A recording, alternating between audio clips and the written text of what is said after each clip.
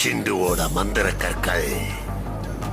இதுக்கப்புறம் இந்த உலகத்தையே நான் ஆட்டி வைக்க போ.